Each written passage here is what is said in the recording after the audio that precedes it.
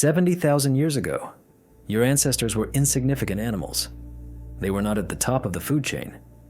They were somewhere in the middle, scavenging leftovers from lions, hiding from predators, living in small, scattered groups across East Africa. They had bigger brains than other apes, yes, but so did Neanderthals.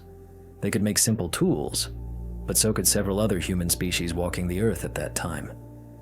There was nothing special about Homo sapiens. Nothing that would suggest this particular ape would one day split the atom, walk on the moon, map the human genome, and build weapons capable of destroying all life on Earth. And yet here we are. You are watching this on a device more powerful than every computer that existed 50 years ago combined. Tonight, satellites will orbit above your head. Somewhere, a surgeon will transplant a heart from one human body to another. Somewhere else, scientists will edit genes to eliminate diseases that have killed millions.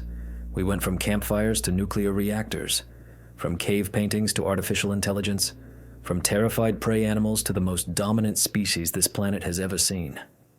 How?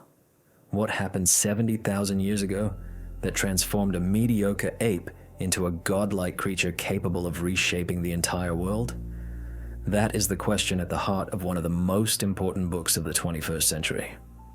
Welcome to Books to Action, where we turn pages into wisdom.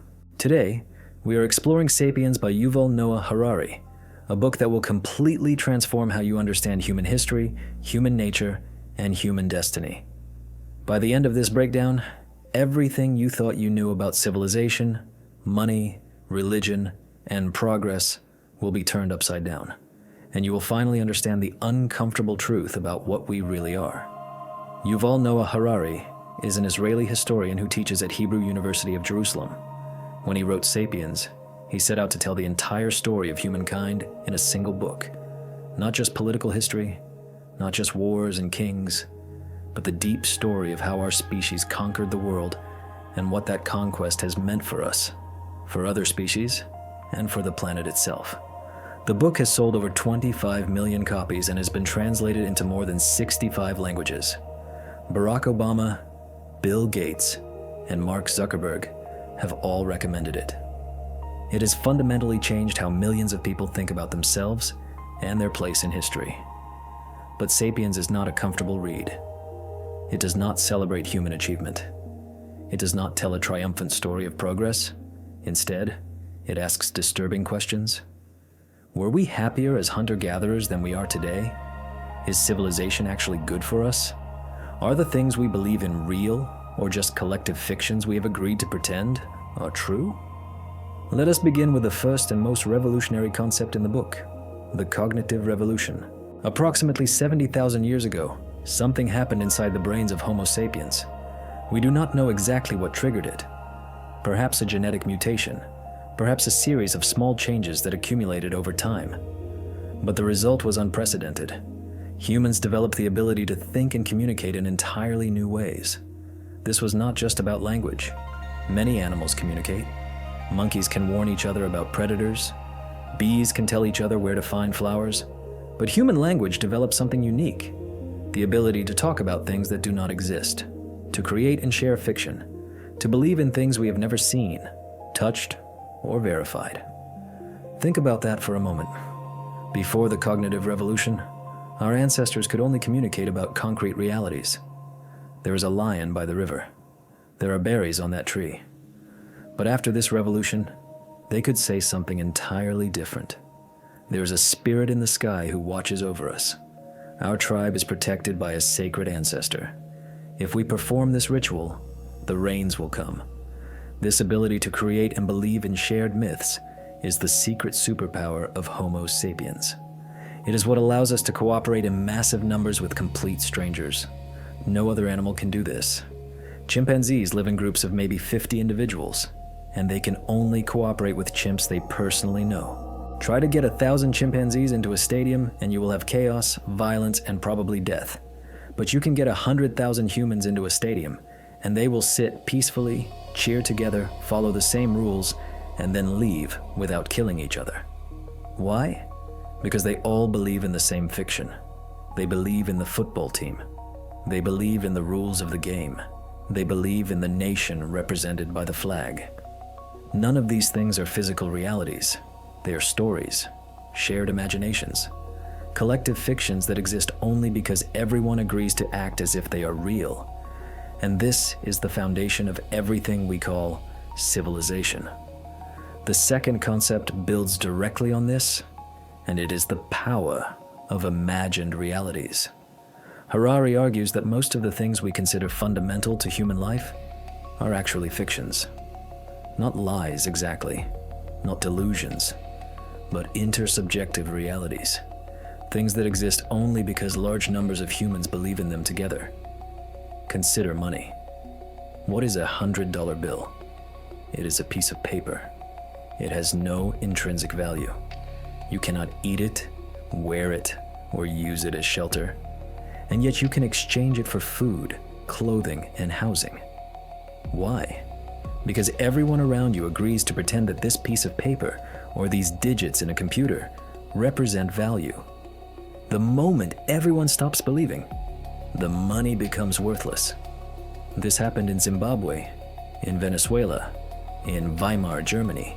Hyperinflation is not an economic phenomenon, it is a psychological phenomenon. It is what happens when the shared fiction collapses. Consider human rights. The idea that every human being has certain inalienable rights is one of the most powerful ideas in history. It has shaped revolutions, laws, and international institutions. But where do these rights exist? Can you point to them? Can you measure them? If you dissect a human body, you will not find human rights anywhere inside. They are not a biological reality. They are a story we tell. A very useful story. A story that has reduced suffering and increased freedom. But a story nonetheless. Consider corporations. Apple Incorporated is one of the most valuable entities on Earth. But what is Apple?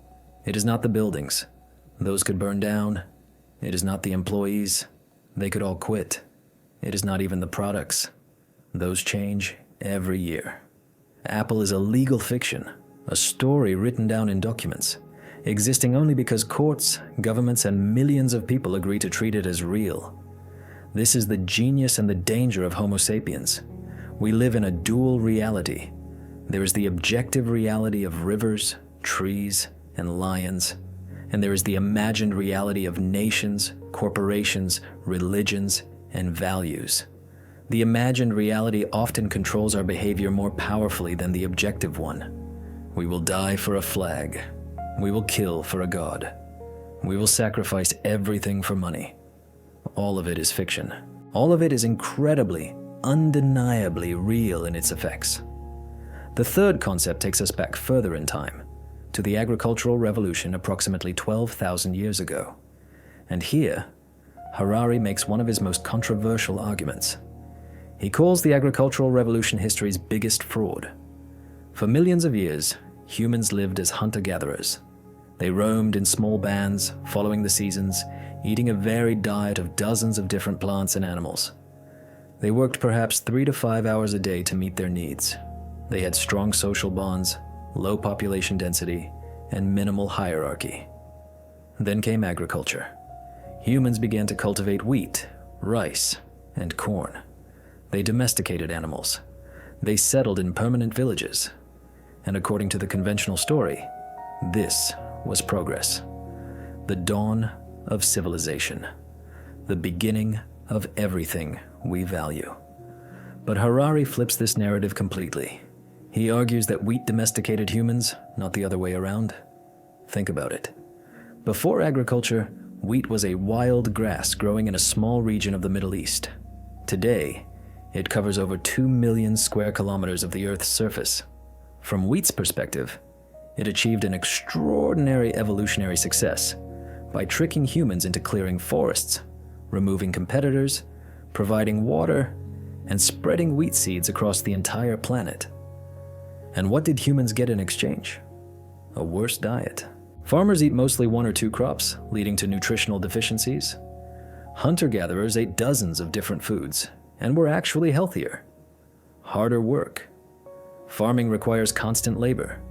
Plowing, planting, weeding, harvesting, storing.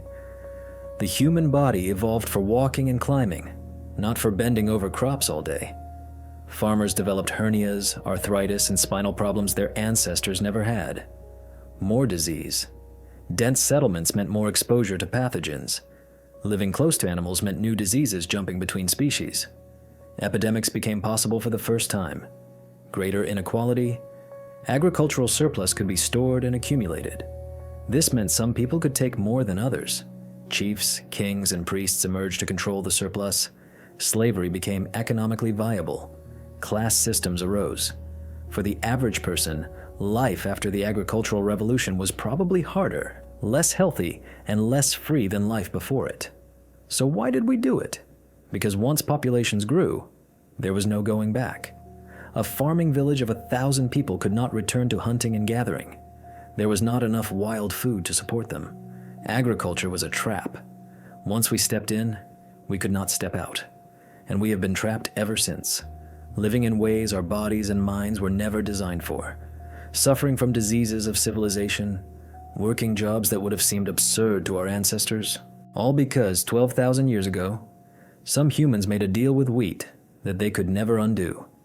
Before we dive into the most mind-bending part of this book, if you are finding value in this breakdown, consider subscribing to Books to Aesion.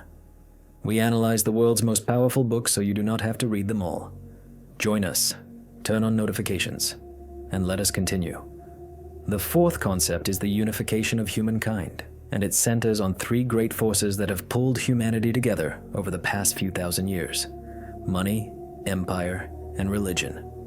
These three forces are responsible for connecting strangers across vast distances, for creating global systems, and for making the modern world possible. Let us start with money. Before money, trade was incredibly limited.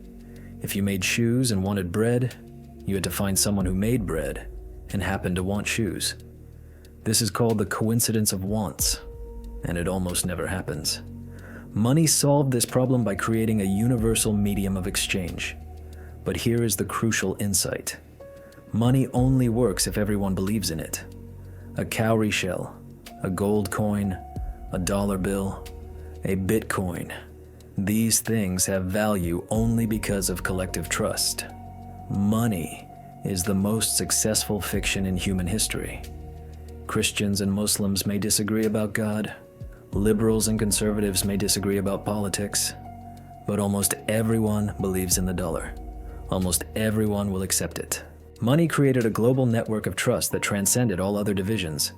It is the one thing that truly unites humanity. And that is both its power and its danger. Now consider empire. Harari does not simply condemn empires as evil. He recognizes their role in human unification. Empires spread cultures, technologies, and ideas across vast territories. They forced diverse peoples to interact, trade, and eventually blend. Most humans today are products of empire. Our languages, our religions, our laws, our foods, all bear the stamp of imperial conquest and cultural mixing. This does not justify the violence of empire. It simply acknowledges that we cannot understand who we are without understanding the empires that shaped us. And finally, religion. Harari defines religion as any system of norms and values founded on a belief in a superhuman order. By this definition, not just Christianity, Islam, and Buddhism qualify. So do ideologies like liberalism, communism, and nationalism. These are all belief systems that provide meaning, organize societies, and demand sacrifice. Religion, like money and empire, allows strangers to cooperate. If we both believe the same God is watching, we can trust each other even if we have never met. If we both believe in the same nation, we will fight and die side by side. These shared fictions create social cohesion on a scale no other animal has achieved. Together, money, empire, and religion have slowly woven humanity into a single global tapestry. For the first time in history, nearly all humans live in the same global order. We use the same money systems. We are governed by similar political structures. We share scientific knowledge. We face shared threats like climate change and pandemics. We are more unified than ever before. But this unity came at a tremendous cost. Countless cultures were destroyed. Millions were enslaved and killed. Diversity was replaced by homogeneity. The question is whether the unity we gained was worth what we lost. Harari does not answer this question. He simply forces us to confront it. The fifth concept is the scientific revolution, which began about 500 years ago in Europe. Harari calls this the revolution of ignorance. Before modern science, most human cultures believed that everything worth knowing was already known. The holy texts contained all wisdom. The ancients had figured everything out.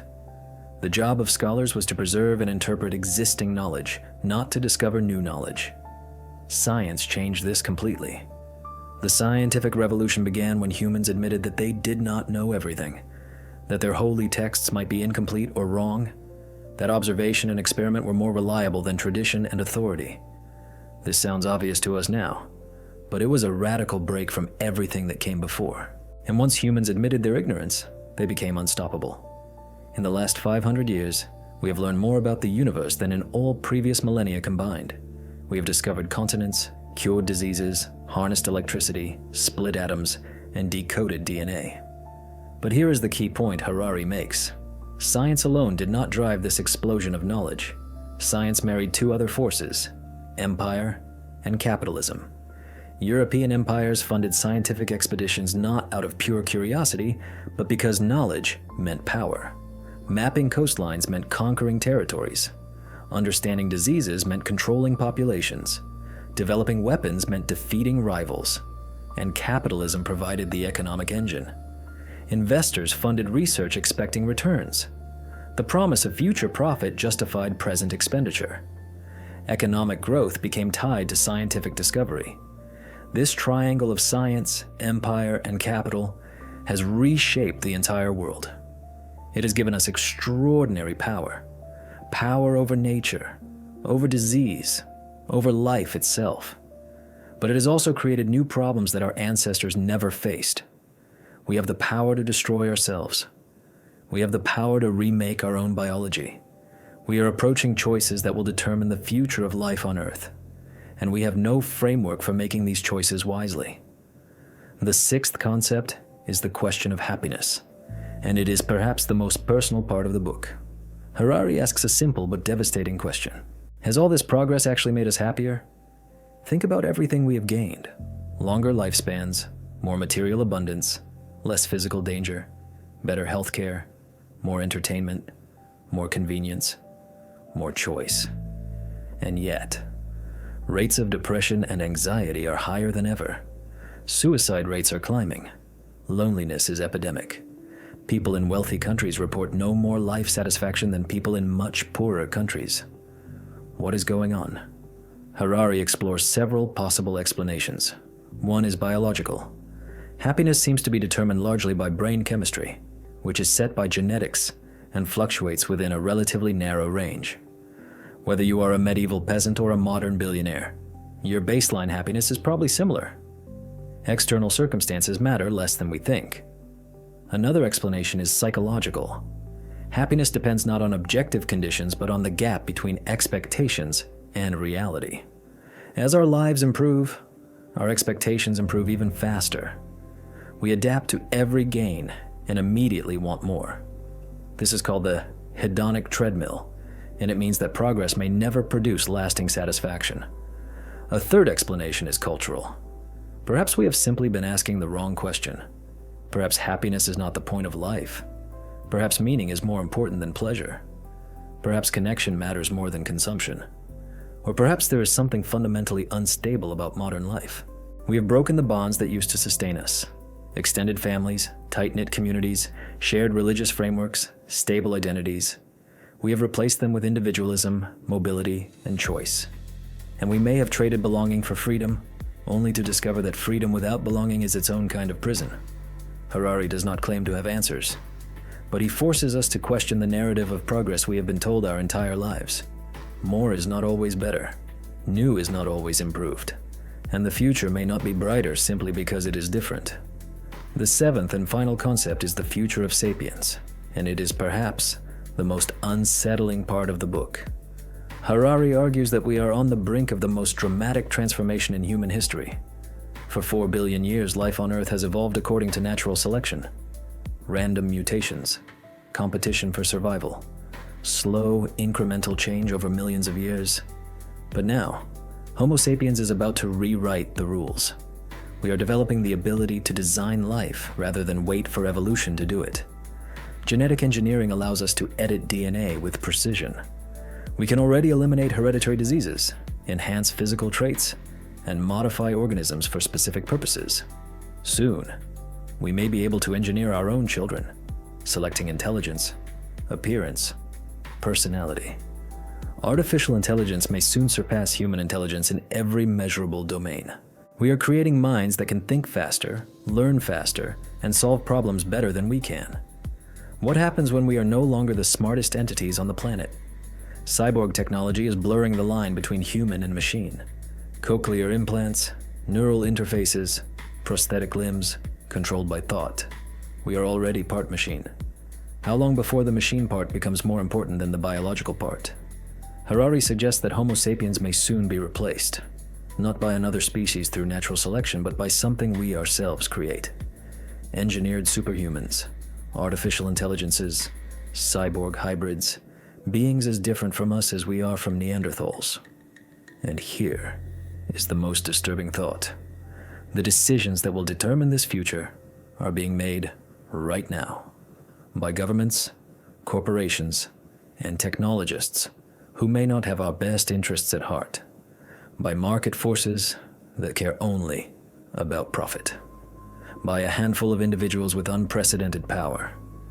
The vast majority of humans have no voice in these decisions, and yet these decisions will affect every human who has ever lived or ever will live. This is the responsibility of our generation, not just to improve our own lives, but to decide what kind of beings will inherit the earth. We are writing the next chapter of the story of life itself, and we may be the last generation of Homo sapiens to have a choice in the matter. So what is the final message of Sapiens? It is not a call to despair. It is a call to awareness.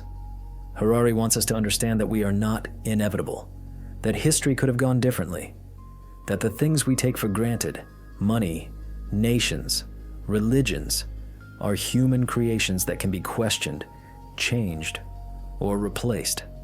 He wants us to see that progress is not automatic, that growth is not always good, that happiness is more complicated than we have been told. And he wants us to recognize the awesome responsibility we now hold. We have become gods in our power to reshape the planet, but we remain animals in our fears, our desires, and our limitations. This gap between our power and our wisdom is the great danger of our age. The story of Sapiens is still being written.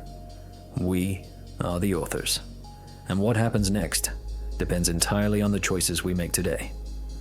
Read this book, question everything, and never forget that the fictions we believe in can be rewritten at any moment.